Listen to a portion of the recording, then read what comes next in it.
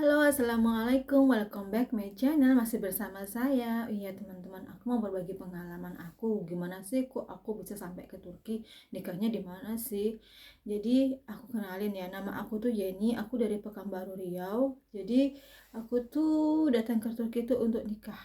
Wow, kok bisa? Iya, saya salah satu wanita yang datang ke Turki untuk menikah, enggak menikah di Indonesia. Loh, kok berani amat? Ya, berani-berani aja dong modal nekat. Kok modal nekat? Iya, Bun. Jadi ceritanya tuh gini. Aku tuh bukan dari keluarga orang kaya atau orang berada. Aku tuh dari keluarga orang susah.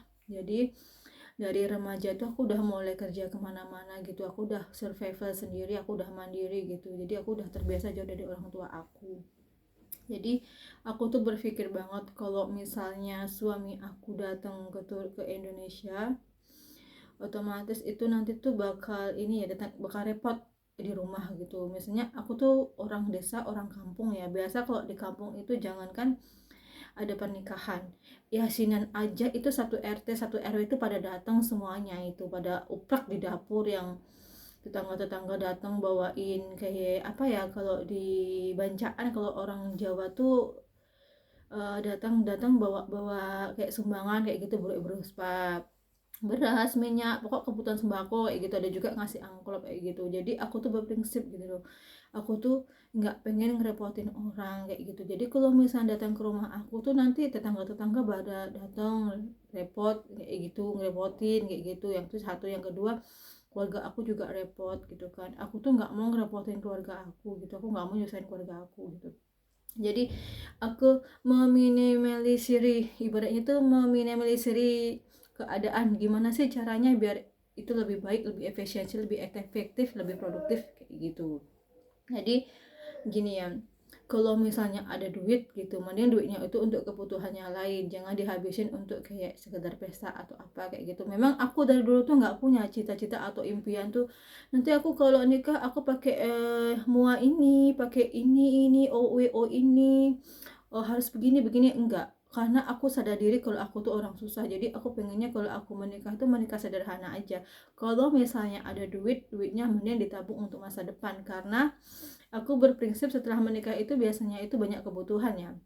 Biasanya kayak tempat tinggal, isi rumah, terus kebutuhan selanjutnya kayak gitu. Jadi aku berpikir mending duitnya dialokasikannya ke sana. Kalau memang suaminya orang kaya, berada, bangsawan, jutawan, ya duitnya daripada untuk pesta mending untuk umroh bersama kayak gitu. Tapi karena dari keluarga yang biasa-biasa aja ya, misalnya lebih efektif, lebih efisiensi, lebih produktif kalau suami itu enggak datang, nikah di Turki aja. Jadi duitnya itu bisa untuk kebutuhan yang lain, karena saya orangnya nggak gengsian, saya orangnya hidup apa adanya. Saya nggak seperti wanita-wanita zaman sekarang tuh yang kebanyakan tuh kalau misalnya dinikah harus dikasih hantaran sekian sekian, harus pesta sekian sekian sekian, habis itu duit habis dalam waktu satu malam, nggak ada apa-apa. Masih mending kalau itu duit aman gitu, duit dingin. Kalau duit panas, duit ngutang, aduh lebih pusing lagi kan. Jadi saya orangnya nggak mau ribet banget kayak gitu. Terus emangnya nggak takut?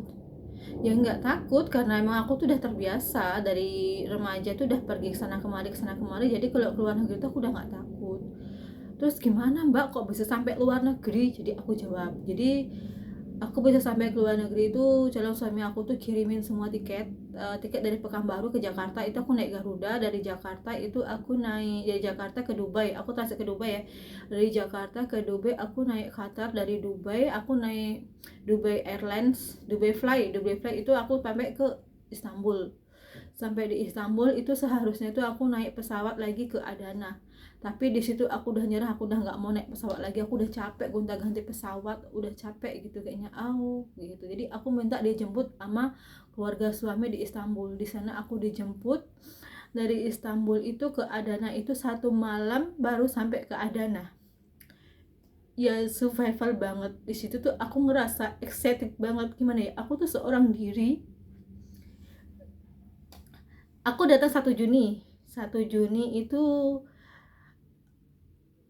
berkaca-kaca mau ceritanya itu. Jadi dari Pekanbaru ke Jakarta, dari Jakarta itu juga nggak langsung, harus nunggu dulu pesawatnya gitu, harus nunggu berapa jam lama gitu. Terus udah sampai Dubai tuh aku harus nunggu 9 jam dari Dubai untuk ke Istanbul. 19 jam loh aku transit itu di sini. Jadi waktu itu tuh aku di Dubai tuh aku pakai untuk keliling-keliling sekitar Dubai kayak gitu. Terus dari Dubai itu aku ke Istanbul gitu. Dari Istanbul, ya perjuangan banget sih antara sedih dan bahagia gitu ya. Sedih ya itu resiko yang harus aku terima kalau aku memang mau menikah dan hidup sederhana seperti itu. Ya resikonya iya, kalau kita pergi ke luar negeri, nikah di luar negeri, ya otomatis banyak orang yang mengejudge gitu, laki-lakinya pasti kere itu kok istrinya datang ke luar negeri kayak gitu. Tapi mereka itu nggak tahu sebenarnya nggak semua orang luar negeri itu bisa masuk ke Indonesia. Ada beberapa negara itu yang memang syarat-syaratnya itu susah untuk bisa datang ke negara yang akan dikunjungi gitu loh. Jadi itu ada salah satu syaratnya, kedua syaratnya ya banyak pertimbangan-pertimbangan yang harus difikirkan, karena kita kan nggak mikir ya udahlah hari ini, udah kita tuh mikirkan untuk ke masa depan, gimana untuk hidup lebih baik. Hidup itu nggak akan makan gengsi. Terus tujuannya kan untuk menikah ibadah, jadi nggak perlu takut. Kalau misalnya ada orang ngomong kayak gini juga sih, lo nikah di luar negeri berarti lo nikahnya nggak sah dong, orang tua lo kan nggak ada, orang tua lo kan nggak datang, terus yang nikahin siapa? Aduh, ribet hidup. Ya, hidup itu nggak usah dibuat ribet. Soal sah atau nggak sah itu ya menurut kamu, tapi kan ada beberapa ulama yang menyatakan. Jadi sebelumnya itu saya udah baca, saya udah lihat kayak beberapa ustadz-ustadz yang mengatakan kalau Imam Syafi'i itu perempuan itu menikah harus ada, ketika ada walinya harus nikah dengan walinya kayak gitu kan.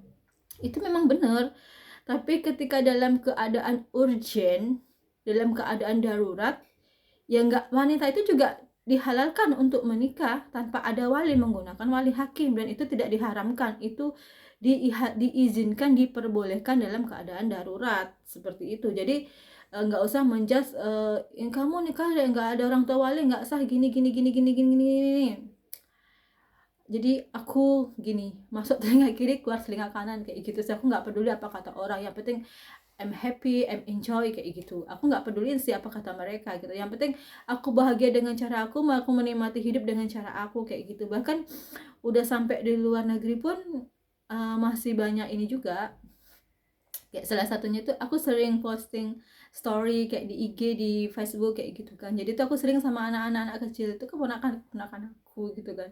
Jadi orang tuh pada ngomong gini, ih ini tuh nikah pada heboh gitu. Jadi aku waktu telepon sama keluarga aku tuh pada heboh gitu loh. Katanya tuh aku tuh nikah dapat duda banyak anak. Memang kebetulan keponakan aku di sini tuh udah banyak. Ada 6 keponakan, kami itu tinggal di rumah berdekat-dekatan. Jadi karena berdekat-dekatan rumahnya, sering jumpa, sering komunikasi, sering bareng kayak gitu. Jadi karena aku tuh memang suka sama anak-anak, sayang sama anak-anak, deket sama anak-anak, jadi anak-anak itu ya sama aku tuh ya biasa aja kayak gitu. Jadi kan orang tuh beropini, wow dapat duda banyak anak kayak gitu.